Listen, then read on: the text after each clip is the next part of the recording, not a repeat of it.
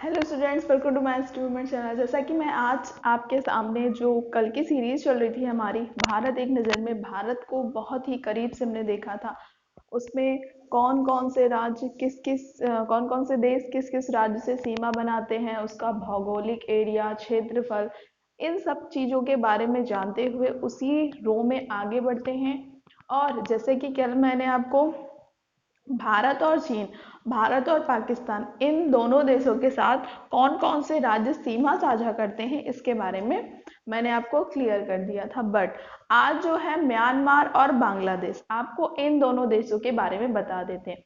अब आपके माइंड में ये आएगा कि सारे देशों के बारे में आप क्यों नहीं बता रही हो भाई, पेपर में जो इम्पोर्टेंट है उसे ना पढ़ोगे। तो जब सारे देशों के बारे में जानना है तो उत्तर पूर्वी राज्य के बारे में मैंने पढ़ा रखा है, चैनल पे जाके वीडियो में देख लीजिएगा। बट अगर आपको पूरा मैप पढ़ना है तो वो भी मैं आपके साथ पूरा डिटेल में पढ़ा दूंगी। ओके, तो चलिए स्टार्ट करते हैं। और हाँ, अगर आप चैनल पर नए हैं तो चैनल को सब्सक्राइब कर लीजिएगा, वीडियो को एंड तक देखिएगा, अच्छा लगे तो लाइक भी कर दीजिएगा और अपने फ्रेंड के साथ शेयर भी कर दीजिएगा। चलिए तो स्टार्ट करते हैं। First one question of this board, Myanmar की सीमा को स्पर्श करने वाले राज्य, म्यांमार की सीमा को कौन कौन से राज्य स्पर्श करते हैं? तो उसमें आ जाता है आपका अरुणाचल प्रदेश,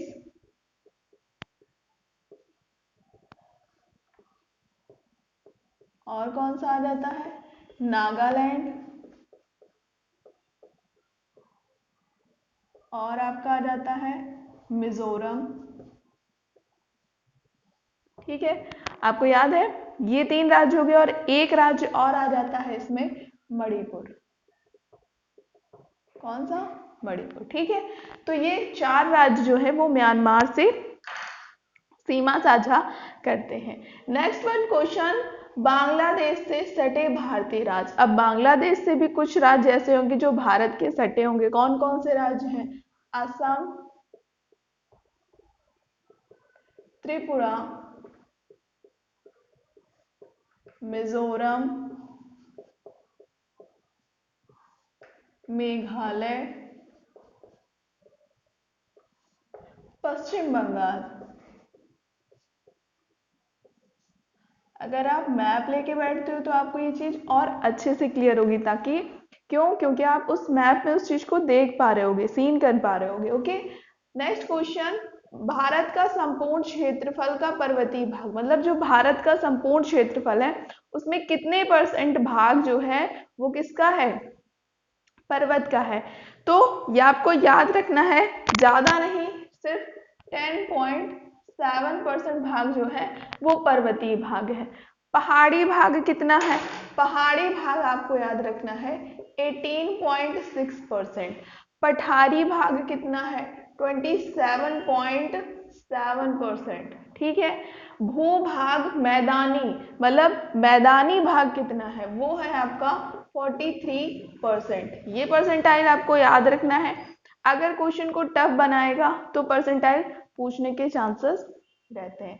क्षेत्रफल की दृष्टि से सबसे बड़ा राज्य, सबसे बड़ा राज्य एरिया वाइज पूछ रहा है। ठीक है, क्षेत्रफल एरिया वाइज कौन सा है? राजस्थान। कौन सा है? राजस्थान। लेकिन जनसंख्या वाइज पूछेगा, ठीक है, पॉपुलेशन, तो उत्तर प्रदेश। क्षेत्रफल की दृष्टि से सबसे छोटा राज्य कौन सा है? गोवा। ठीक है, उसका जो क्षेत्रफल है बहुत कम है। भारत में बहने वाली सबसे बड़ी नदी कौन सी है? गंगा। लेकिन अगर पूछी जाए विश्व की सबसे लंबी नदी कौन सी है, तो नील नदी, नाइल रिवर। याद रखिएगा।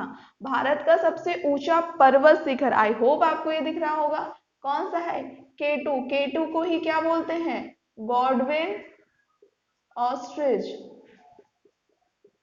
ऑस्ट्रिन, गॉडविन ऑस्टिन।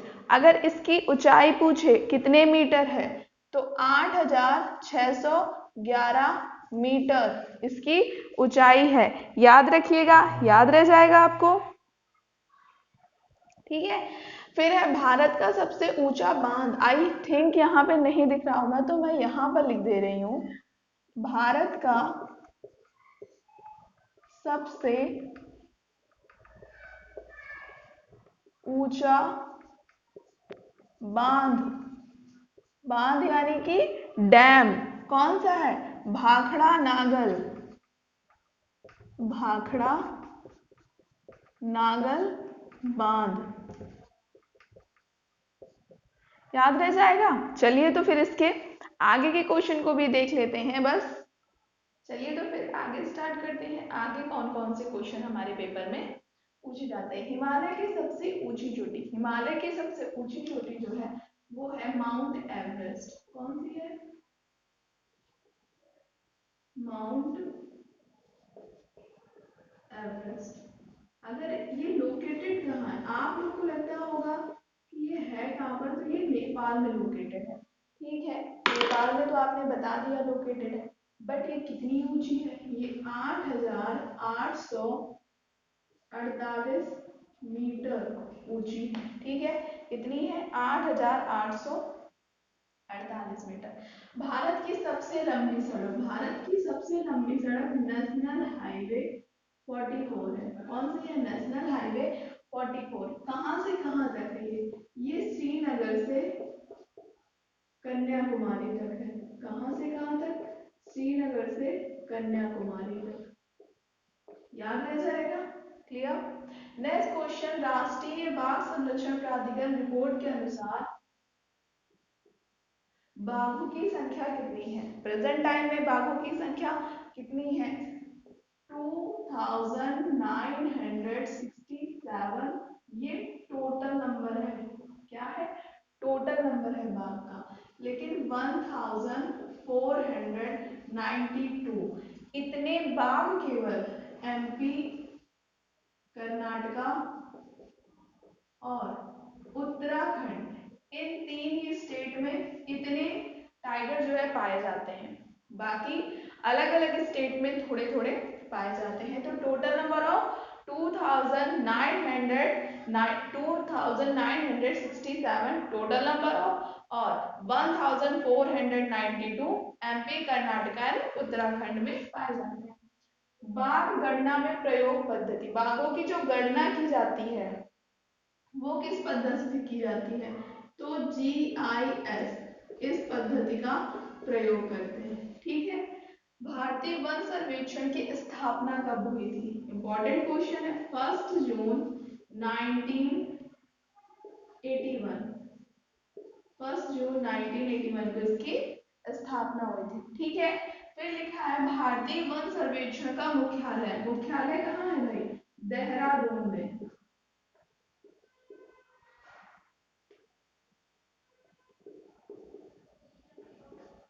ठीक। FIR मतलब फॉरेस्ट सर्वे रिपोर्ट के क्षेत्रीय कार्यकाल कार्यालय कहाँ पर है? तो कहाँ पर है? नागपुर। और कहाँ पर है? देहरादून। और कहाँ पर है? नागपुर हो गया आपका। देहरादून, देहरादून में मुख्यालय नहीं है। ठीक है, देहरादून में मुख्यालय ना होकर के कहाँ है? कोलकाता में। और कहाँ पर आपका आ जाता है? कोलकाता हो गया आपका। ओके, याद रखिएगा। कोलकाता हो गया, शिमला हो गया, बैंगलोर हो गया, शिमला, बैंगलोर। ठीक है। विश्व में वन क्षेत्र में भारत का भाग, मतलब विश्व के अगर वन का क्षेत्रफल देखा जाए तो भारत कितने परसेंट भाग भारत में पाया जाता है? ओनली 2%। कितना परसेंट है? 2%। बहुत ही कम है, इसको बढ़ाना चाहिए। भारत में न्यूनतम वर्षा वाला स्थान कौन सा है? न्यूनतम वर्षा कहाँ कहाँ होती है? पता होना चाहिए आपको। पहला तो आपका लेह में सबसे कम वर्षा। और कहाँ होती है? थार के मरुस्थल में। थार मरुस्थल, थार का मरुस्थल तो ठीक है, लेकिन थार के भी मरुस्थल में कहाँ पर होती है? उत्तर पश्चिमी भाग में। कहाँ पर? उत्तर पश्चिमी भाग में। क्लियर। भारत में सर्वाधिक वर्षा कहाँ होती है? मौसिनराम और चेरापूंजी। कहाँ पर? मौसिनराम और चेरापूंजी।